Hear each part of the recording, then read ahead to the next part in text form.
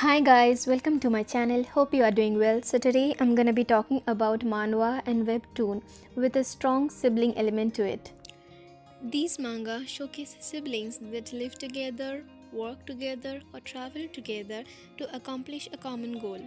The siblings' relationship or bond is the primary focus of this manga. But before we begin with the video, make sure to subscribe and like the video. Now let's begin our list. Coming at number 1, we have Unseemly Lady. Julianne is as close to perfect as it gets. She has got looks, talent, and intelligence. The only problem is she has terrible taste in men. That's why her little sister Lillian is doing everything she can to make sure she doesn't end up with the wrong guy. However, Julianne's suitors are quickly catching on that the way to her heart is through Lillian's sweet tooth and starts to approach Lillian. It's full of wholesomeness and reverse harems. I really love the relationship between the female lead and her sister. Her sister is basically her parent, telling the female leads to stop eating sweets but absolutely spoils her. Female lead is also cute and hilarious.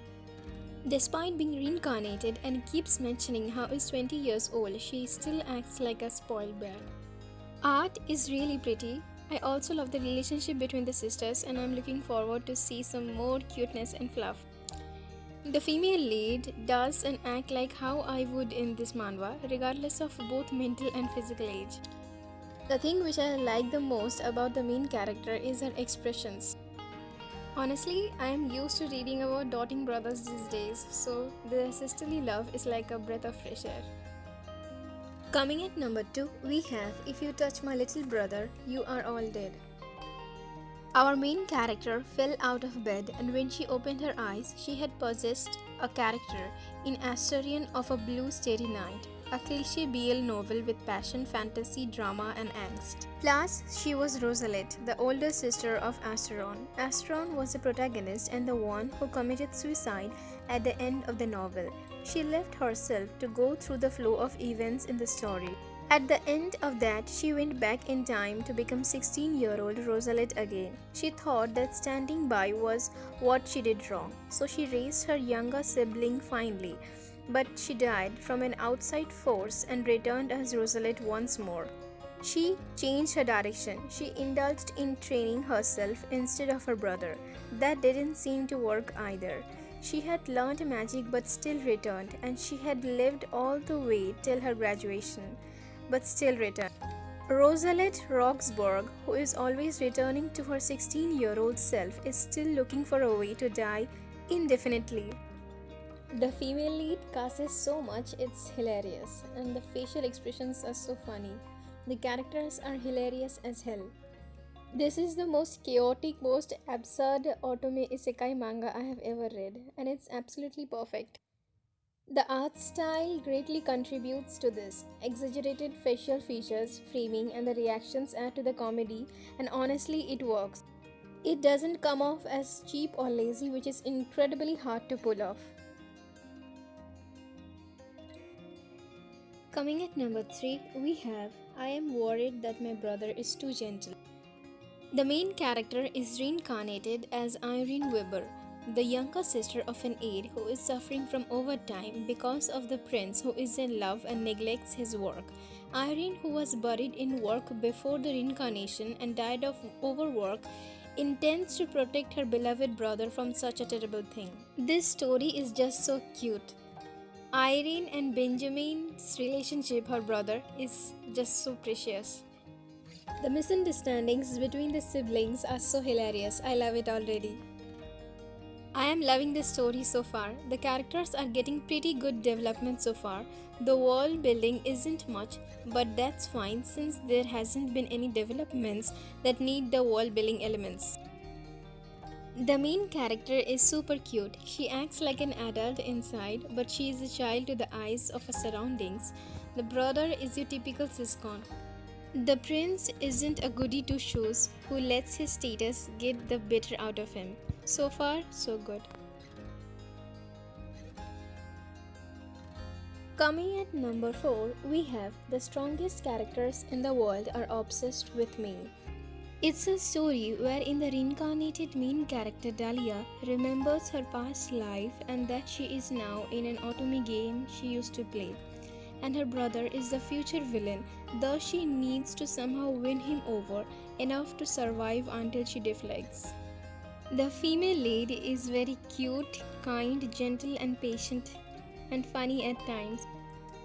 She handles situations pretty well.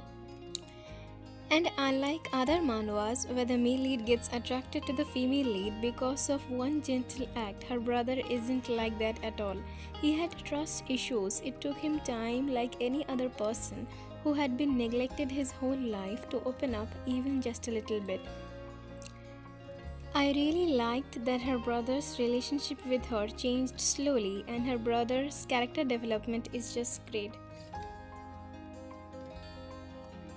Coming at number 5, we have The Princess's Doll Shop. All Cassia ever wanted was a happy home and a doll, but the former went out of the window when the emperor forced her mother into marriage. Life as a princess was isolating but bearable. That is until her mother was unjustly branded as a criminal. Now, with the help of her trusted aides, including the youngest prince, Cassia is forging her own path outside the palace. This was quite surprising. It looks cutesy, but it's kind of dark and serious once you get into it. What's interesting about the story is that we get thrown right into the middle of the story, and a big part of the intrigue is learning about the events that led up to the present. The characters are endearing and play well off with each other. A lot more dramatic and serious than you would expect from the cover. This is a story with heartfelt and tear-jerking plot. Coming at number 6, we have Cheerful Countess Sisters.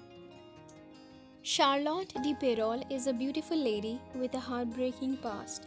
She has endured long years of abuse and threats from her mother while her father was busy chasing girls and wasting the family's fortune. But on the day of her grandfather's funeral, Charlotte becomes the countess instead of her father. Out of resentment, cruel father locates his long-forgotten daughter named Cara to steal the title back from her daughter Charlotte. I just love this tale about two sisters who can probably bulldoze an entire kingdom by themselves. There are a few places where the plot is a little loose and lazy, but I can overlook that for all the cute fluffy sister time and couple moments.